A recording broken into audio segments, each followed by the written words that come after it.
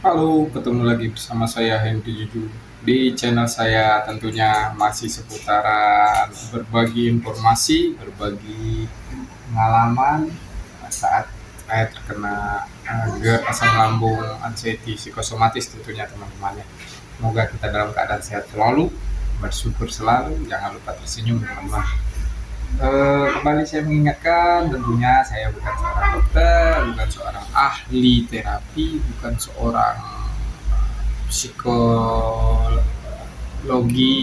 yang mengerti tentang hal-hal yang berkaitan dengan psikosomatis, tidak, bukan SPKJ, bukan ya kan.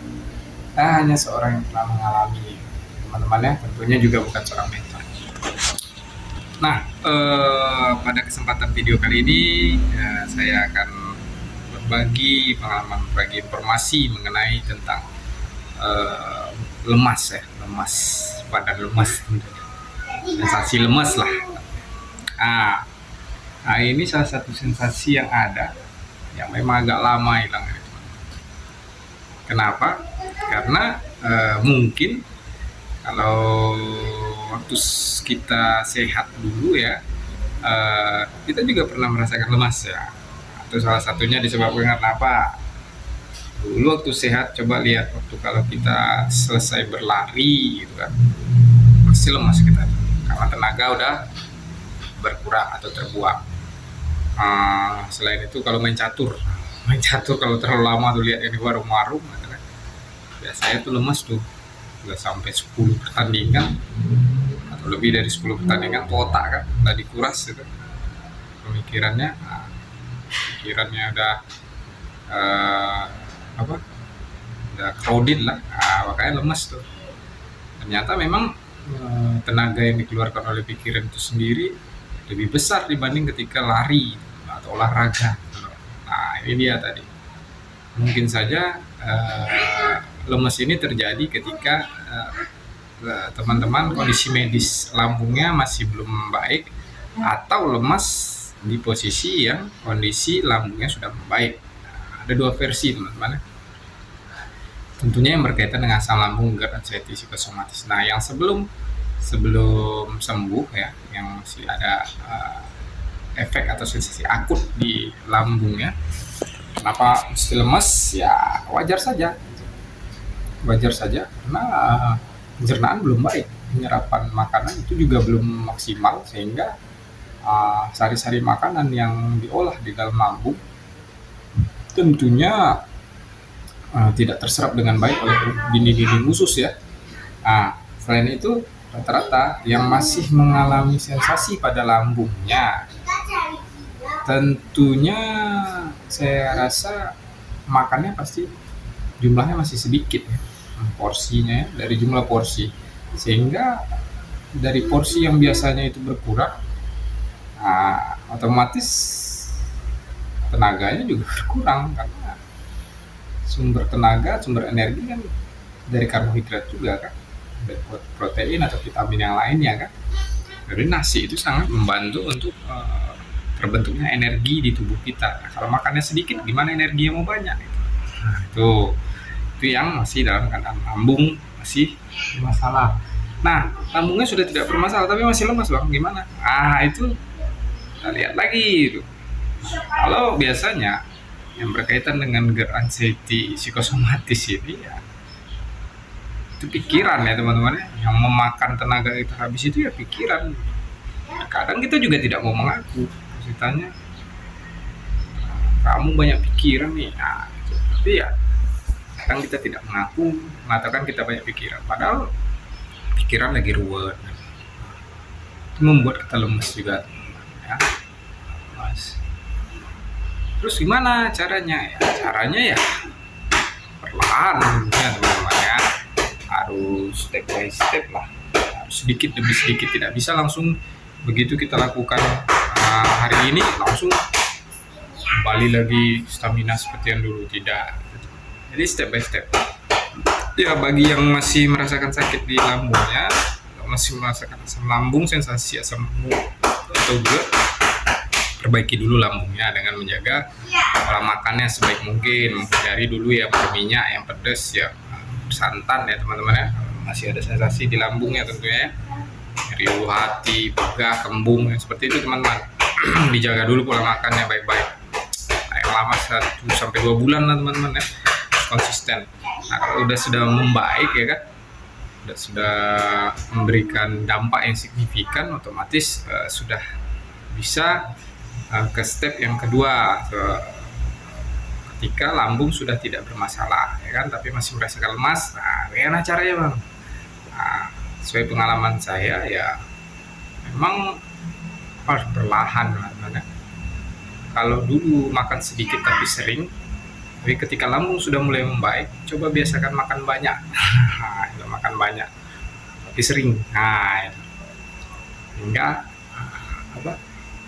kondisi dari penghasil energi yang berupa karbohidrat tadi akan semakin banyak ya, dalam tubuh kita, sehingga energi juga akan semakin banyak. Nah selanjutnya yang kedua, kalau bisa mengelola pikiran ya, mengelola stres, karena semakin banyak kita berpikir ya hal-hal yang aneh-aneh, hal yang tidak perlu kita pikirkan, nah, itu membuang-buang energi di badan kita teman-teman, diserap oleh otak kita, jadi nggak ngapa-ngapain, kita cuma duduk lemes ya, capek. Kenapa? Secara tidak sadar, alam bawah sadar kita berpikir gitu. Pikir terus, pikir hal yang tidak perlu kita pikirkan, kita pikirkan ya kan. Itu karena yang namanya anxiety dengan psikosomatis ini kan sangat erat kaitannya dengan pikiran dan perasaan teman-teman ya. Memang pikiran dan perasaan kita yang dimainkannya. Nah sekarang tergantung kita gimana caranya untuk mengelola perasaan dan pikiran tersebut. Ketika pikiran dan perasaan tersebut bisa kita kelola dengan baik, saya rasa tentunya pasti akan memberikan dampak yang baik pula untuk diri kita, karena otak yang sudah tidak tegang lagi itu akan memberikan dampak yang rileks juga kepada otot-otot semuanya. Otot sudah rileks, tenaga akan timbul. Harusnya seperti itu gitu. Jadi memang sulit ya, sulit untuk mengontrol pikiran, karena pikiran ini liar teman-teman ya, tidak bisa diatur sedemikian rupa, apalagi merasakan sensasi tentunya ya. Pelan-pelan saja, santai saja, belajar sedikit demi sedikit. Ya bisa saja mungkin untuk menenangkan pikiran, mendengarkan audio-audio relaksasi ya, mendengarkan, kalau kita Nasrani, kalau saya kan Nasrani, mendengarkan khotbah, atau teman-teman yang Muslim bisa mendengarkan lantunan bacaan-bacaan dari kitab suci Al-Quran ya, seperti itulah. Saya kan sering dengarkan lagu-lagu rohani kadang kan ya, sangat membantu relaksasi, ataupun lagu-lagu kesukaan kita pribadi juga itu membantu, membuat rileks otak kita, karena kita suka dengan lagu tersebut ya kan. Melakukan segala sesuatu yang apa ya, membuat kita bahagia saja. Di lambat laun otak akan merespon, sudah tidak tegang lagi, sudah tidak stres lagi. Pelan-pelan nanti tenaga akan timbul gitu teman-teman. Ini memang gemes itu lama teman-teman. Saya itu masih merasakannya sampai detik ini masih teman-teman ya. Cuman yang kadarnya kan semakin meningkat ya kan, energi kita ada. Dilatih saja pelan-pelan. Bisa beraktivitas saja gitu. Tidak perlu menunda-nunda atau takut keluar rumah itu segala macam teman-teman ya. Semangat gitu. Karena kalau kita semakin larut, semakin duduk, semakin berbaring saja, itu semakin lemas, yakin. Karena alam bawah sadar ini pasti dia dihajar terus, seperti itu mungkin ya. Padahal banyak hal yang bisa dilakukan untuk mengatasinya gitu teman-teman. Yakinlah ini hanya mengganggu aktivitas kita saja, produktivitas kita saja yang diganggu. Kalau berbahaya ya tidak berbahaya. Berkaitan dengan asam lambung, anxiety, psikosomatis tidak berbahaya. Ada yang bisa cepat sembuh, ada yang lambat sembuh, ya itu tergantung orangnya. Makanya kalau ada teman-teman yang nanya, Bang berapa lama merasakan sampai sembuh total? Jangan tanya berapa lamanya. Sekarang tanya ke pribadi Anda dulu, sudah seberapa konsisten Anda untuk merubah hidup Anda. Jangan mencoba kepo sama orang lain, itu jangan. Kita tidak perlu kepo sama orang lain, tidak perlu menanya-nanya ke orang lain. Ya kalau kita memangnya tahu berapa lama dia sakit, terus kita sakitnya selama itu juga, kan enggak. Cari informasi atau bertanya yang bermanfaat, yang menambah referensi kita. Memang itu bisa jadi gambaran untuk kesembuhan kita berapa lamanya, kan kita bisa ada gambaran tuh. Oh ternyata penyakit ini penyembuhannya segini. Nah, bisa masuk di akal juga, tapi permasalahannya tidak semua orang sama ya, mengalami seperti apa. Akan lebih baik ketika Anda bertanya, Bang berapa lama Bang konsisten untuk menjalani ini sehingga ada perbaikan, itu lebih bagus gitu. Dikembalikan ke diri kita ya kan, udah konsisten juga kita gitu. Itu teman-teman ya, itu mungkin teman-teman. Untuk masalah lemes tadi, kembali ke masalah lemes tadi, itu juga bisa dibantu ya dengan olahraga ya teman-teman ya. Sering olahraga itu sangat membantu, karena olahraga itu untuk melatih pemulihan stamina itu tidak bisa digantikan oleh vitamin. Memang harus dilakukan dan harus bergerak teman-teman ya, harus berkeringat tentu ya teman-teman. Tentunya jangan olahraga yang berat-berat dulu, jangan lari atau angkat besi atau apa, nge-gym segala macam, jangan terlalu berat-berat dulu ya, santai-santai saja teman-teman. Kalau ada jogging kecil-kecil, jalan-jalan sore gitu, seperti itu boleh dilakukan gitu. Kalau kondisinya udah betul-betul bisa jalan ya, apalagi kalau udah betul-betul ada tenaga ya, kan udah bisa apa namanya main badminton atau apa, sudah lakukan saja hobi yang menyenangkan, karena itu sangat membantu untuk vitamin endokrin ya, itulah kayak hormon yang membuat kesenangan tersebut lah, hormon bahagia tersebut ya. Dengan berolahraga ya mungkin itu akan mengembalikan hormon tersebut kembali pada fungsinya, yaitu memberikan dampak bahagia. Ya, sadari saja wajar kita lemas karena kita lagi error nih, otak kita lagi error teman-teman. Tentunya segala sesuatu yang terjadi di tubuh kita, menggerakkan tubuh segala macamnya, itu perintah dari otak. Nah permasalahannya, perintahnya ini sang pemerintah komandonya lagi error, jadi wajar kita lemes. Jangan takut, jangan aneh dengan hal itu. Harusnya banyakin aja senyum, karena kita dengan keeroran kita mulai merestorasi atau namanya kembali ke setelan pabrik ulang lah teman-teman ya. Belajar untuk tidak memikirkan hal yang berat, biarin aja pelan-pelan hilangkan rasa-rasa apa namanya, rasa-rasa takut, rasa-rasa nggak enak ini segala macam, beban segala macam ya. Lagi kalau kita kerja ya wajar dia agak lama sedikit mungkin hilangnya, ya wajar karena kita kan setiap hari ada bebannya gitu kan. Tapi bagaimana lagi, itu adalah pilihan hidup. Kerja nanti nggak makan kan susah lagi gitu kan. Kayak jalani saja kesusahan satu hari ya untuk satu hari ya, besok memiliki kesusahannya sendiri gitu. Itulah kalau di apa namanya, kalau di Alkitab, kalau di Injil mengatakan seperti itu gitu kan. Jadi saya pegang saja itu firman Tuhan tersebut. Nah teman-teman, pada intinya lemes tersebut ya kembali lagi bisa diatasi, bisa diobati, bisa dihilangkan dengan catatan konsisten dan yakin gitu kan. Biarkan lemas menguasai diri kita, kita yang harus menguasai lemas kan. Terus kita cari tahu penyebabnya.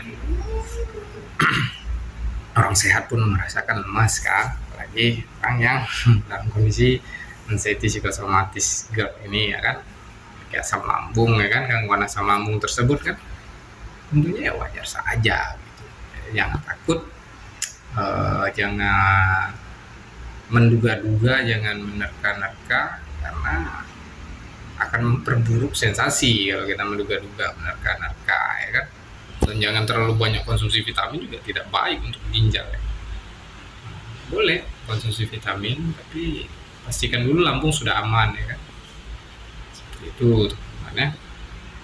Karena kekhawatiran pun itu menguras energi ya. Jangan terlalu banyak khawatir, jangan terlalu banyak menerka-nerka, jangan terlalu banyak emosi juga itu. Emosi, menahan emosi dan mengendalikan emosi juga mengeluarkan energi loh, jangan salah gitu. Jadi wajar ya kalau orang yang suka emosi, seorang yang perfeksionis ya, suka memikir, maka badannya akan lemes ketika mengalami anxiety psikosomatis ini ya, itu wajar, itu tidak masalah, itu udah hukum alamnya gitu kan. Sedang dalam kondisi sehat saja dia sering berpikir ya kan, menduga-duga, merancang untuk masa depan seperti ini, ternyata tidak terjadi, kecewa, ngurus energi lagi kan, seperti itu dia lingkaran seperti itu. Jadi udah jalani aja hari ini untuk hari ini, ya besok ada kesusahan sendiri. Yakinlah Tuhan pasti akan menjaga kita selalu teman-teman. Penyakit ini tidak berbahaya, bakal sembuh ya, memang pasti akan sembuh. Ya mungkin itu dari saya, gimana tips untuk menghilangkan rasa lemas atau setidaknya memperbaiki sensasi lemas yang terjadi, baik itu ketika kita masih akut dalam penyembuhan lambungnya, ataupun lemas dalam posisi lambung yang sudah mendingan, sudah ada perbaikan yang jauh lebih baik ya kan, tapi masih lemas. Nah, itu solusinya dari saya yang pernah saya alami tentunya teman-teman ya. Saya juga bermohon teman-teman bisa membantu subscribe channel saya supaya channel bisa jauh lebih berkembang lagi dan saya lebih semangat lagi mengupload video. Sekarang dalam kondisi sekali seminggu paling upload atau 2 kali seminggu, karena sudah sibuk kerja, jadi pulang udah kadang malam dan udah agak capek ya. Jadi untuk untuk membuat video jadi sudah tidak maksimal lagi gitu kan. Tapi ya puji Tuhan kita jalani pelan-pelan teman-teman, yang namanya berbagi informasi itu akan sangat baik teman-teman ya. Itu merupakan ladang pahala buat saya tentunya ya kan, buat teman-teman juga.